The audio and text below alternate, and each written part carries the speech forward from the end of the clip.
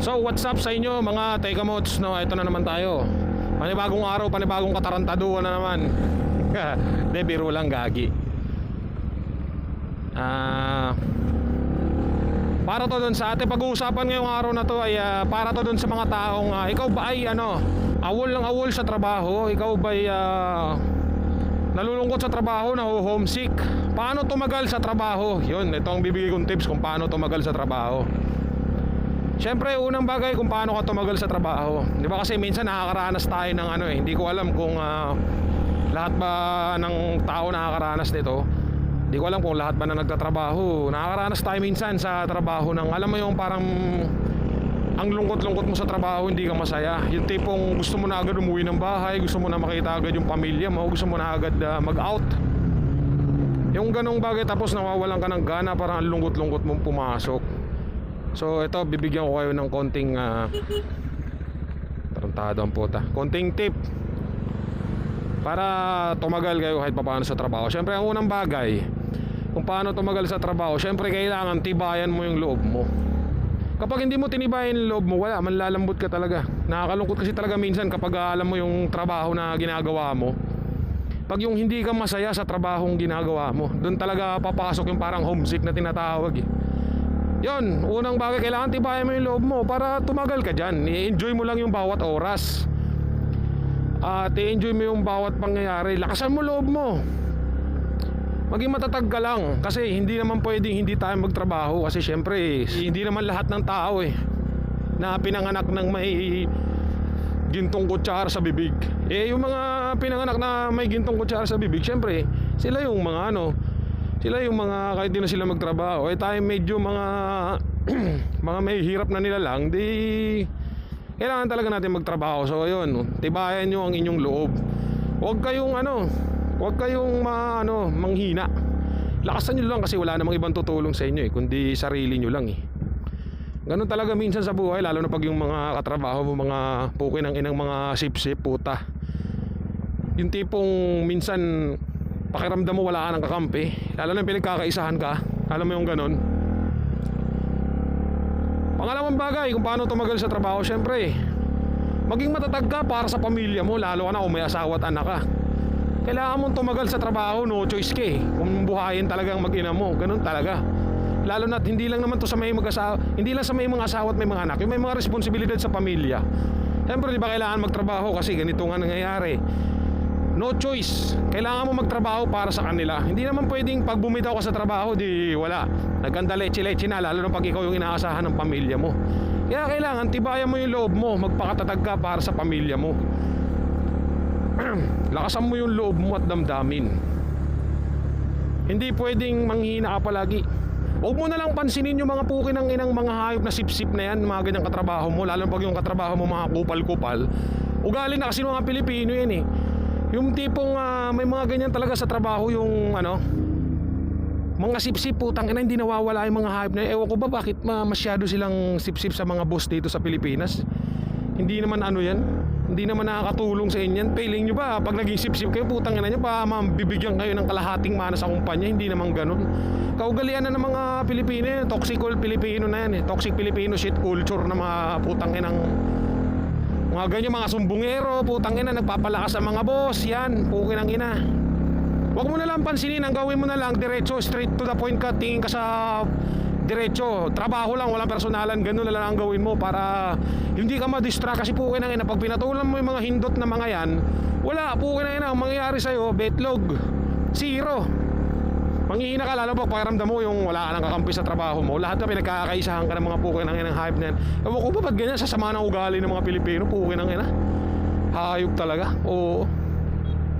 So pangatlong bagay, sumunod ka na lang sa mga nakakataas. Kung anong uutos sa'yo ng mga nakakataas. Halimbawa inutusan ka ng ganito, ganyan, wag ka na lang magreklamo. Huwag ka magpapahanap ng butas, pukin ng ina. Kasi pag nahanapan ka ng butas, nako po, yung mga pukin ng inang hindot na mga sip-sips, mga sip-sip, pukin ng ina dyan, naatake na naman yung mga hinayupak na mga sip-sip na yan, pukin ng ina. Huwag ka magpapapekto dyan sa mga pukin ng ina, mga hayop na sip-sip na yan. Yan ang gawin mo, isipin mo palagi yung pamilya mo.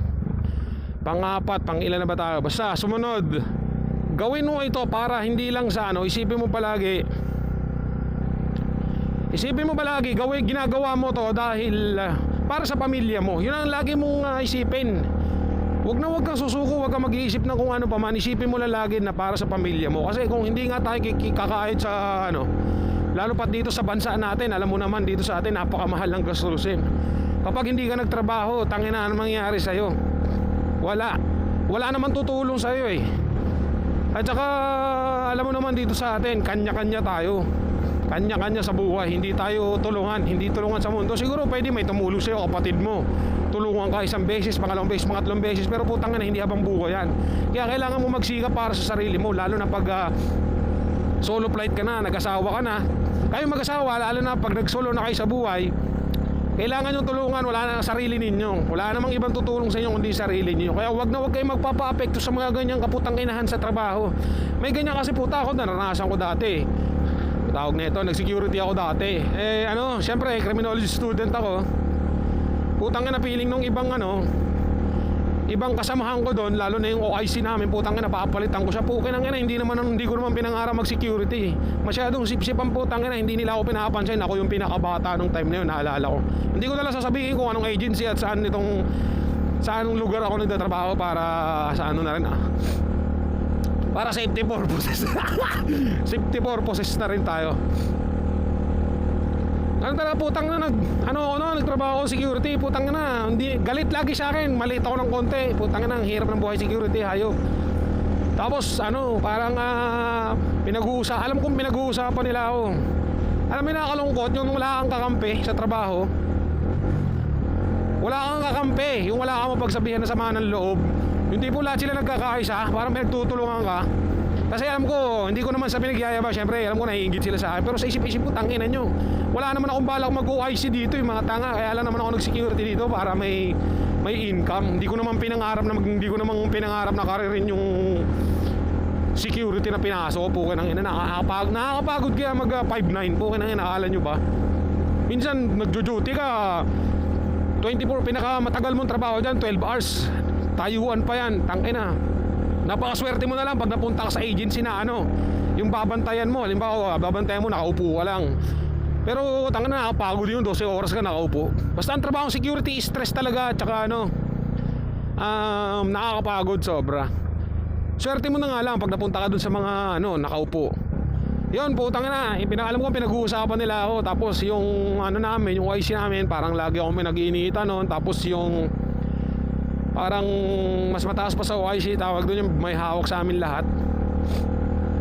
Tapos yung SIC, yung ganon, ano ba tawag, ano ba ang meaning ng SIC? Parang yata security in charge, parang ganon, pagka wala yung OIC nyo. Basta meron pa may mas mataas-taas pa sa mga ganon Yun, putang na, parang hindi ko talaga feel na ganong trabaho. Parang pakiramdam ko gusto ko na laging umuwi, gusto ko na mag-out ng maaga. Tapos ang masaklap pa na ito, nakakaiyak pa pag minsan, alam mo yung wala kang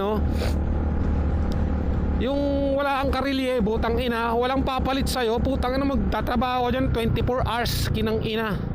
24 hours ka na namang gising, hayop. Tapos ang masaklap pa, naranasan ko dati nun, yung wala na naman pumalit, puta, 36 hours ka ng parang gusto ko na silang sabi ko doon sa OIC ko, gusto ko na umuwi kasi pagod na ako.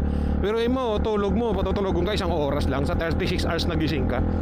Tangin ang katarantaduhan yan, di ba? Napakahirap ng trabaho. Kaya dapat sa ating mga Pilipino nagtatrabaho, mahalin mo yung trabaho mo. Kahit hindi ka masaya, tiisin mo para sa pamilya mo. Talagang wala tayong magagawa, nagtitiis tayo Wala kasi namang wala naman kasi magandang trabaho dito sa Pilipinas. Wala kang magandang mapasukan dito ng trabaho sa Pilipinas. Maliban na lang kung government employees ka, doktor, engineer, ganun. Stable job kasi pag nasa gobyerno ka. Kung hindi ka naman katulad ko, criminology ako, hindi naman ako nakapag-police, pukin ang ina. Anong mangyayari sa akin? Anong pwede kong pasukan? Wala naman akong eligibility. Hindi naman ako board passer, hindi naman ako civil service. Kaya syempre, ang mangyayari sa'yo, mapupunta ka talaga sa mga minimum na yan, wage na ganyan, putang ina. Napakahirap. Kaya huwag tayo sumuko sa buhay, kaya naman natin to Basta lagi lang tayo magdasal sa Panginoon, hindi naman tayo papabayaan ng Diyos Isipin na lang natin yung mga mahal natin sa buhay na kailangan nila to. Lahat tayo kailangan natin magsakripisyo. Wala namang taong hindi nagsasakripisyo Maliban na lang talaga sa mga ikaw may kaya ka, hindi mo kailangan magtrabaho. Yun, ganun lang. Wag kang susuko. Tibayan mo lang lagi loob mo. Yung mga stress sa sa likod mo at yung mga nakapaligid sa'yo, huwag mong pansinin, hayaan mo lang sila. Basta ang gawin mo, trabaho lang, bahay uwi. Minsan naman, masarap kasi talaga magtrabaho kahit sabihin mo minimum wage lang kapag yung katrabaho mo, kasundo mo. Alam mo yung ganon, yung tipong tanga na kahit ang liit lang ng sahod nyo, tapos lagi kayong masaya. Yung tipong hindi ka gaganahan pumasok dahil dahil I mean hindi mo gugustuhin pumasok dahil sa sahod lang eh. Kaya mo gugustuhin pumasok kasi gusto mong makasama yung putangin ng mga katrabaho mo na masasaya, yung mga mababait. Pero pagka ganyang stress, yung mga inggitan sa trabaho, nakakaputang ina talaga, hayop. Mahirap. Kaugalian na rin kasi ng mga Pilipino yan, mga tambalolo kasi talaga mga Pilipino eh. Minsan kapwa mo pa yung kapwa mo pa yung tawag nito, kapwa mo pa yung magda-downshift sa'yo pababa. Downshift tuloy ang puto. Parang motor. Yun, mahirap talaga. Kaya swerte mo na lang kapag nakapasok ka sa isang company na mababait lahat ng mga nakapaligid sa'yo at hindi mga loko-loko. Kalimitan sa mga Pilipino, mga loko-loko talaga. Minsan nga sa ibang bansa nakakaaway mo pa doon, hindi ibang lahi kundi mga kapwa mo Pilipino. Tibayan mo lang lagi loob mo, palakasin mo at magdasal ka palagi. Humanap ka ng bagay na kung saan ka mai-inspired para hindi ka sumuko. Ganun lang naman talaga sa buhay. Maging relax lang. Huwag mong pag namumblema ka sa trabaho, huwag mong iisipin mabigat. Isipin mo kahit gaano pa kabigat yan. Isipin mo lagi na malakas ka. Isipin mo lagi pamilya mo, lalo pa pag may anak ka. Lagi mong iisipin yun ang magpapatibay ng loob sa'yo. Kaya minsan meron pa akong isang agency dati na napasukan, nandun pa yung mga luma kong katrabaho. Hindi ko alam kung saan sila humuhugot ng lakas ng loob putang. Baba na nga ng sahod, pukin ng ina, mga gaguhan pa. OT, thank you. Tapos, ay nako, basta ganun, tangina. Yung mga agency kasi niyan, nakakasama din ng loob yan. Puta, sila lang yung mga yumayaman dito sa atin eh. Pero yung mga nagtatrabaho sa kanila, yung mga nagtatrabaho sa kanila, yung mga kawawa, yung mga bugbog na bugbog, yung mga katulad natin, mga minimum wage lang. Pero yung mga agency, sila yung mga yung mayaman. So ayun nga pare, basta ikaw kaibigan, kung ikaw nahihirapan ka sa trabaho, ganun ang gawin mo para hindi ka sumuko agad. Gawin mo yung nararapat para sa pamilya mo. Tiis lang. Makakaraos ka din, hindi ka naman habang buhay ganyan eh. Pero syempre, alam naman natin sa sarili natin na hindi tayo pwedeng, kumbaga stepping stone mo lang yung trabaho mo na yan. Hindi pwedeng maista ka lang dyan, pukin ng ina. Tutubuhan ka ng kabuti sa bayag niyan pagka isipin mo rin palagi na stepping stone mo lang, makakahanap ka rin ng mas better at mas maayos para sa'yo. Ganun talaga sa buhay, sakripisyo talaga sa una. Wala naman tayong Pero kung mayaman ka, king ina mo ka na manood, gago. Kung mayaman ka, huwag mo nang panoorin tong video na to. Kung ikaw pinanganak talagang may ginto sa bibig, putang ina, may kutsarang ginto sa bibig, napakaswerte mo namang nilalang hayop. Pero syempre sa aming mga mahihirap, ganito talaga pinagdadaanan. Ewan ko ba na minsan nakaka-stress talaga yung minsan katrabaho mo. Hindi ka sa trabaho na-stress minsan sa katrabaho mo uso dyan yung mga sipsipan, pukin ng ina. Hindi na nawala yung kaugaliang sipsipan, puta, mga bakla. Akala ko sa mga bakla lang yung sipsipan Pero sa mga kapwa ko pala Pilipino talaga, dapat tayo mga Pilipino alisin na natin yung ganyang kaputang inahan, yung mga pasipsyo tayo sa boss para putang ina maging sikat tayo sa boss, maging tayo, puta, alisin yun yung mga ganyang ugali. Ang gawin natin, putang ina, i-inspired na lang natin yung isa't isa para sabay-sabay tayong masenso lahat. Tangina, bansang Pilipinas, grabe, third world country tayo, isipin mo yung ganun. Tangina, isa tayo sa mga naghihirap, puta. Mas marami may hirap dito kaysa sa mga mayayaman, pukin ng ina. Hayop niya. Kaya dapat tayo mga Pilipino magkaisa tayo. Alisin nyo yung mga kaputang ina, ang ugali nyo yung mga sip-sip kayo. Masyado kayong palakas sa boss, pukin ng ina. Wala kayong mapapala dyan inang-inang yan. Alisin nyo na lang yung mga ganyang bagay, yung mga kaugalian yung ganyan. Ano pa makukuha nyo sa pag sip-sip-sip-sip, puking inang yan, hayop niyan. Wala naman silbi ang ganyan, sip-sip-sip-sip, puta. Wala kayong mapapala dyan. Mapapala nyo away, gulo, sama ng loob, di ba? Samalan ng loob mo,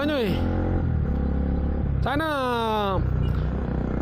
sa mga nanonood, sana wala kayong matutunan sa pinanood nyong to.